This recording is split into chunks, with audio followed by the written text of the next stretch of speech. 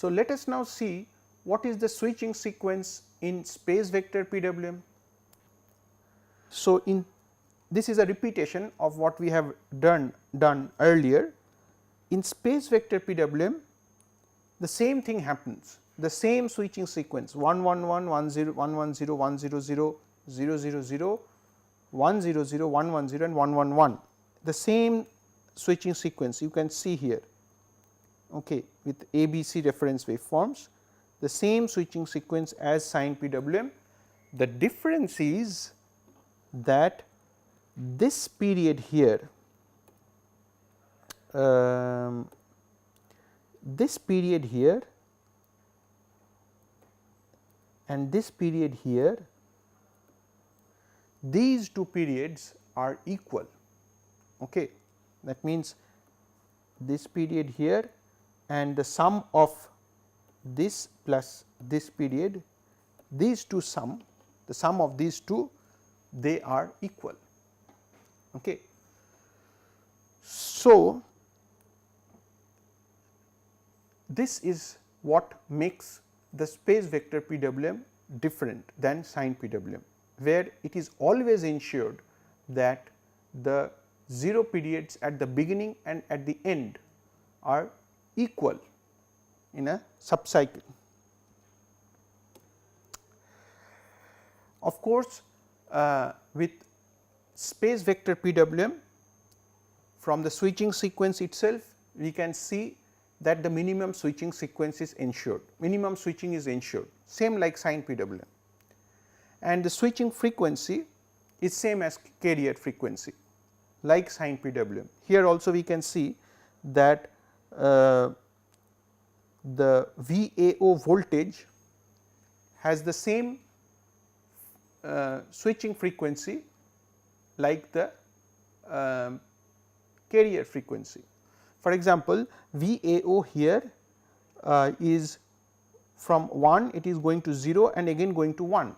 So, this makes it like 1, it is switching one time in this carrier period, it goes from 1 goes to 0 and then comes back to 1, means the top switch is switching once and the bottom switch is also switching once.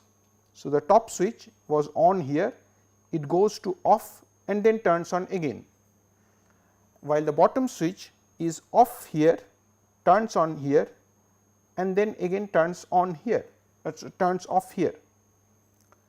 So, each switch in phase A has the same switching frequency equal to the carrier frequency. So, for the B phase also the same logic happens and for the C phase also the same logic happens. So, switching frequency of devices in the converter is same as the carrier frequency. So, by observing the switching pattern, the minimum switching, the switching frequency, everything, we can say that space vector PWM is an extension of sine PWM and probably it can also be realized using carriers. The only challenge that we have now is to make the two 0 vectors equal, which is not happening with a sine PWM. So, we have to make a strategy such that the starting and the ending vectors have equal duration, and that we should do using carriers. If we can do that, then space vector PWM can also be realized using 3 modulating waveforms and a carrier without the need of any sector identification, without the need of any timing calculation, etc.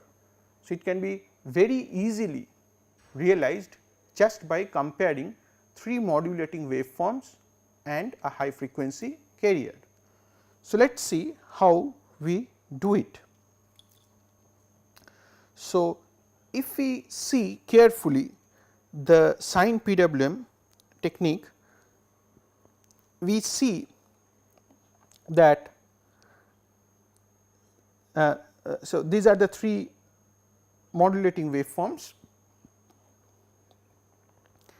and the carrier, there is a high frequency carrier here which we have not shown in this particular diagram. Now, suppose the 3 modulating waveforms are denoted by 3 cosine waves. As you can see here, V A is V m cos theta, V B is V m cos theta minus 2 pi by 3, and V C is equal to V m cos theta minus 4 pi by 3. So, let us first see what are the line voltages V A B and V B C, right. So, if you subtract V B from V A, we get V A B, which is root 3 V m sin pi by 3 minus theta, and V B C is equal to root 3 V m sin theta. So, this V A B and V B C is on this diagram or on this waveform. V A B corresponds to this distance here, and V B C corresponds to this distance here. So, this distance here is V B C, because it is the instantaneous difference between phase B and phase C, whereas this distance here corresponds to V A B. Okay, it is the instantaneous difference between A and B phase waveforms. So, this expression V A B and V B C here is representing the distance between the waveforms on the left hand side of the slides. Now, what are these distances representing here and here? These distances, if you can imagine the carrier here, if you can imagine there is a high frequency carrier here which I have not shown in this diagram. Suppose when the carrier is here, during this point all three phases are higher than the carrier. During this region all the 3 phases are higher. So, this must be a place which corresponds to the 111 period, 111 switching state. So, similarly this area here or this distance here must be, because here you see that all the 3 modulating waveforms is less than the carrier in this region here. So, this must be the distance which represents the 000 state, okay, where all 3 modulating waveforms are less than the carrier. So, this one is representing the 000 state, and this distance here is representing the 111 state, and clearly the 000 state and 111 state at this time instant are unequal, which is expected in sine PWM. Now, what about VAB and VBC? If we see the T1 and T2 expressions which we had earlier derived, we see that T1 is equal to this here and T2 is equal to this expressions. And if you observe the VAB and T1 expressions, they are very similar, you see, except for the multiplying factor at the beginning. So, they have this sin pi by 3, both of them have this sin pi by 3 expression, and there is a root 3 here, but there is the multiplying factors are different. What about T2 and VBC? You see that this sin theta and sin theta matches, root 3 and root 3 matches, only this multiplying factor which can be termed as a scaling factor, okay, because one VAB and VBC are voltages, whereas T1 and T2 are times. Okay. So, these scaling factors are same for both T1 and T2, but if we can use this scaling factor, their expressions are very similar. So, therefore, we can say that this distance here, that is this one, which is denoting VAB, is actually representing T1, okay, whereas this distance here is equal to VBC and is actually representing T2. Okay. So, that is, this one is representing this and this is representing this. So, the voltage VAB is actually representing T1 and VBC is representing T2. Of course, this is in sector 1. For other sectors, if you do the same exercise, I will recommend you to do the same exercise for other sectors. You will see that the T2 and T1, these expressions are interchanging. I will give this as a small exercise for you. So, this and this here, this distance T1 here and this distance T2 here are proportional to the VAB and VBC voltages, and these two, the distance here and the distance here, which we have earlier said, is proportional to the 0 vectors. Okay. See, you can see here, these are the 0 vectors. So, therefore, if we can center this waveform inside the carrier. So, the carrier is here,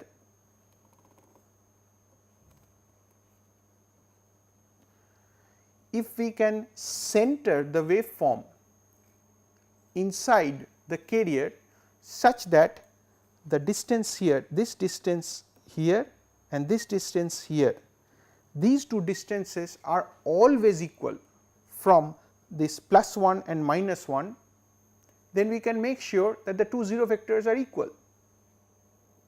Okay. That is, by positioning the waveform, this A, B, C waveforms at the center between 1 and -1, if we can position them, then we can make sure that this 0 vector here and the 0 vector here are always equal. Okay. Of course, when we do this, we cannot change T1 and T2 vectors, because if we change T1 and T2 vectors, then we are going to destroy the volt second balance equation. We cannot change T1 and T2. What we are changing is the T01 and T07, those two vectors, that their timing duration is only what we can manipulate, and we are trying to make them equal without touching T1 and T2 vectors or their T1 and T2 timing durations for V1 and V2 vectors in sector 1. So, the whole idea now, the whole challenge will be how to center the ABC waveforms inside the carrier such that the two 0 vectors have equal timing duration on the top and on the bottom.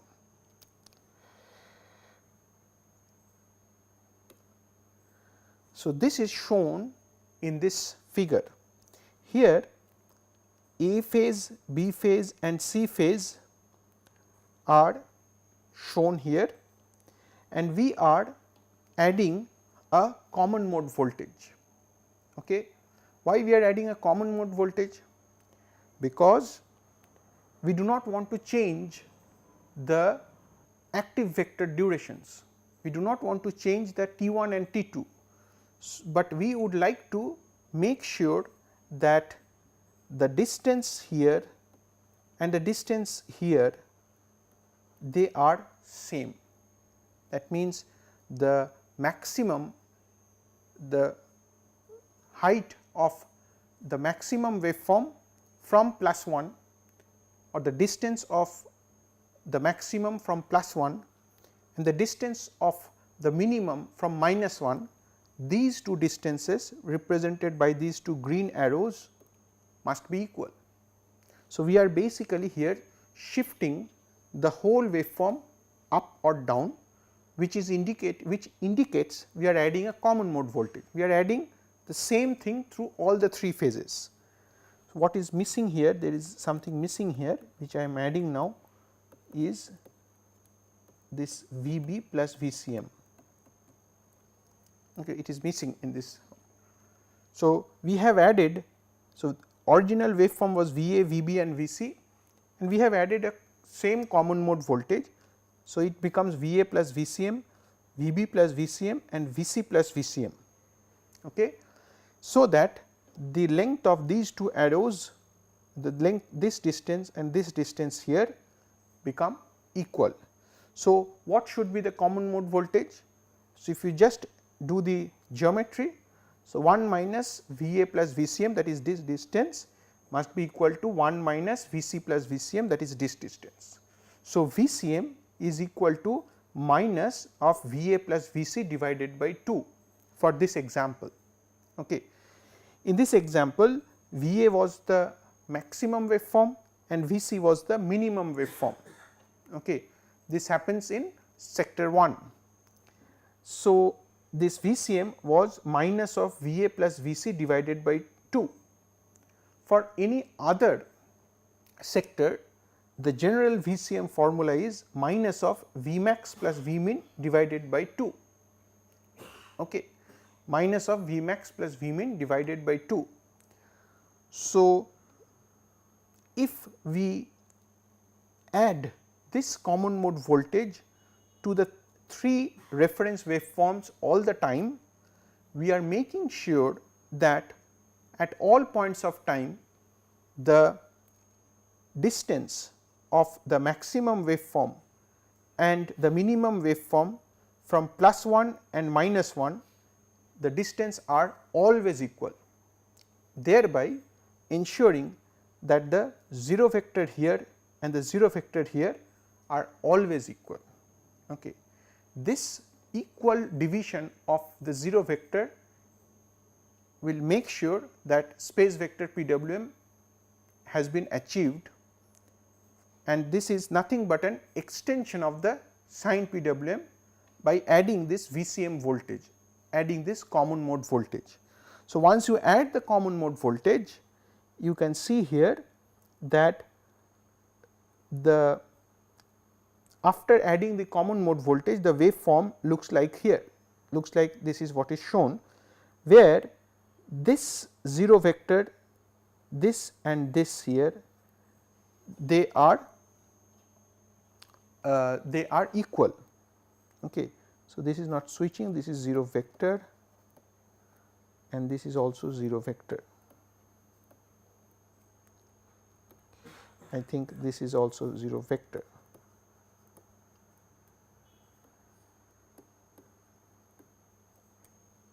But when we add the common mode, remember that T1 and T2 is not changing, because T1 is line voltage, T1 is proportional to the line voltage VAB, and we have added the same common mode to both A and B phases.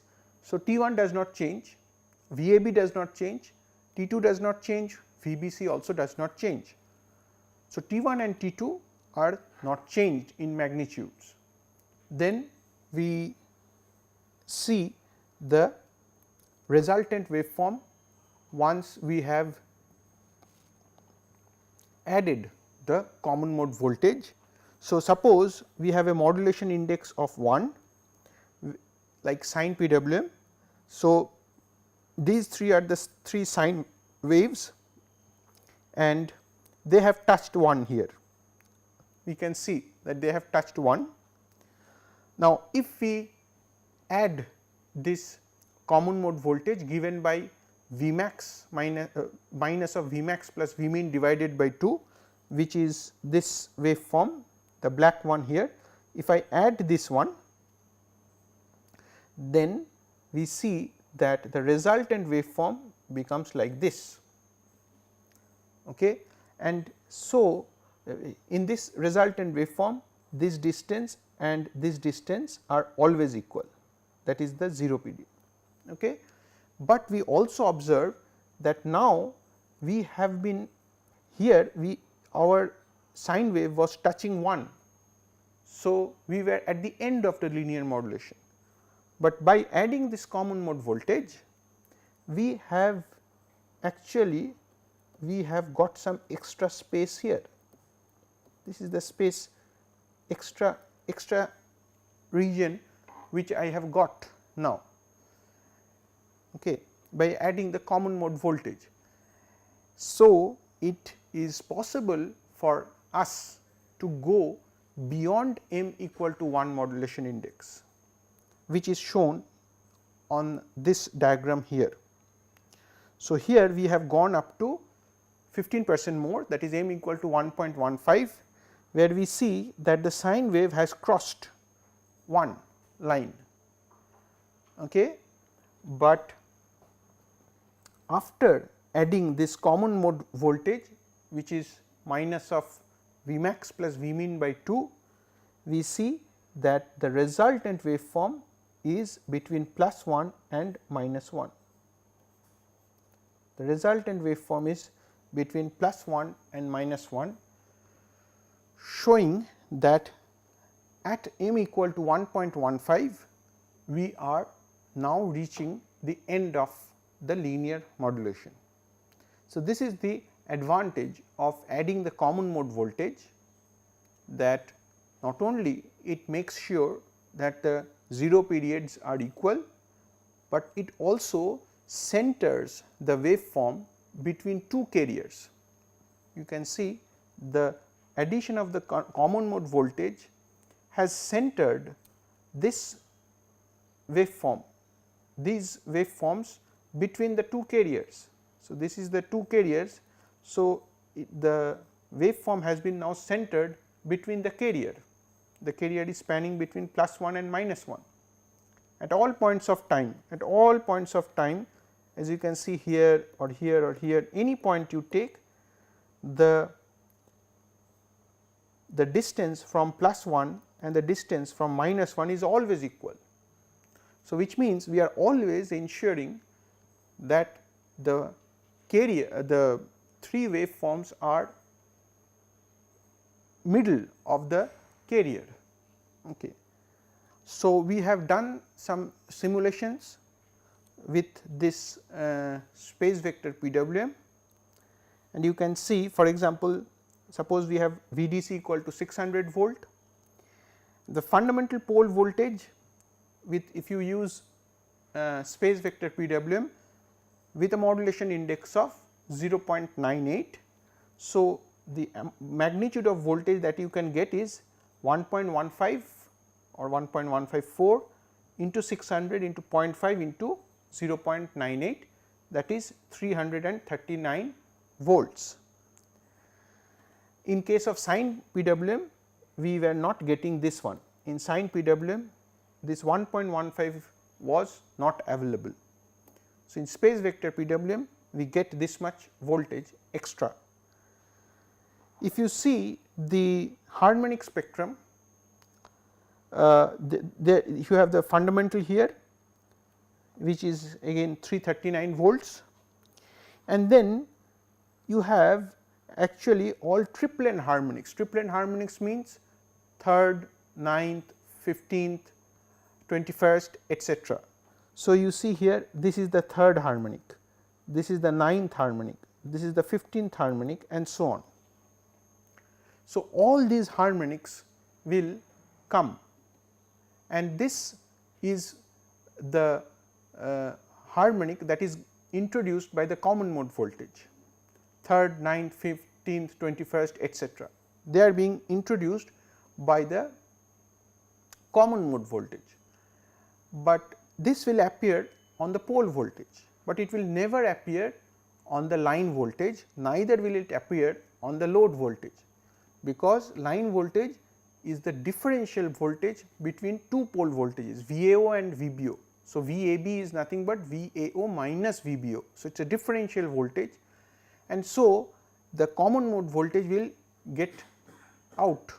So, you can see the line voltage, and you see in the line voltage spectrum there is no third harmonic. So, there is no third harmonic, there is no ninth harmonic, there is no 15th harmonic, like that. So, all these have disappeared. So, the line voltage magnitude is root 3 times the pole voltage magnitude. So, it is 587 or like 588 volts, and since the line voltage does not contain any triplen harmonics, so the phase voltages will also not contain any triplen harmonics. So, this is not pole voltage, this is phase voltage here. So, the phase voltage will not contain, or load phase voltage will not contain any harmonics. So, we see that in space vector PWM, to summarize, we see that space vector PWM is nothing but an extension of sign PWM, where the two 0 vectors are used equally. It can be realized by carriers just like sign PWM, there is no difference. Only thing is that we have to adjust the common mode, we have to introduce a common mode voltage, we have to adjust it such that the 0 vectors at the start and at the end are equal in duration. And the greatest benefit of space vector PWM over sign PWM is that we get 15% more from the same DC bus, which was not possible in sign PWM technique.